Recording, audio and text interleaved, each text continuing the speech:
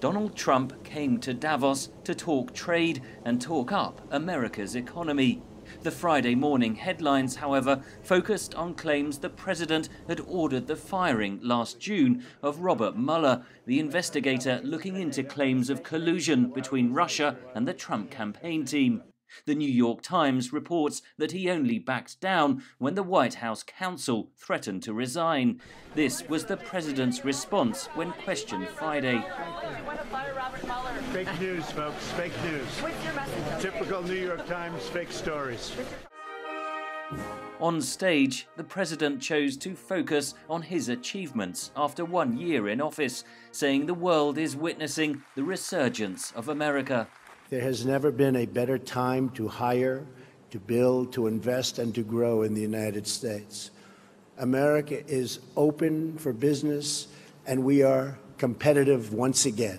President Trump said his America First trade policy did not mean America alone, but gave a warning shot widely seen as aimed at China.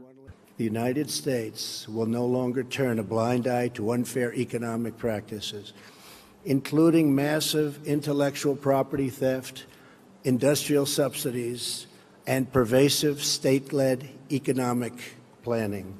The president did not attack globalization in the way many in the audience had feared, but analysts say he should be judged on his actions. This is one speech.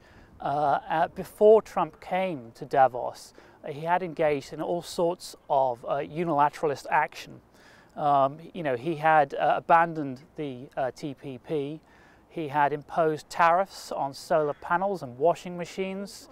He was talking about the possibility of pulling out of NAFTA. In the question and answer session that followed, Trump renewed his attack on the media. And it wasn't until I became a politician that I realized how nasty, how mean, how vicious, and how fake the press can be, as the cameras start going off in the back. Disapproval of that remark could clearly be heard, but many observers were surprised at the otherwise largely conciliatory language. It would be a relief, I'm sure, to those people who heard the speech that there was none of the overtly bellicose language that would make them anxious about his relationship with Russia and also the threat of conflict with North Korea. President Trump headed back to Washington to prepare for another major speech Tuesday, the State of the Union address. Henry Ridgwell for VOA News, London.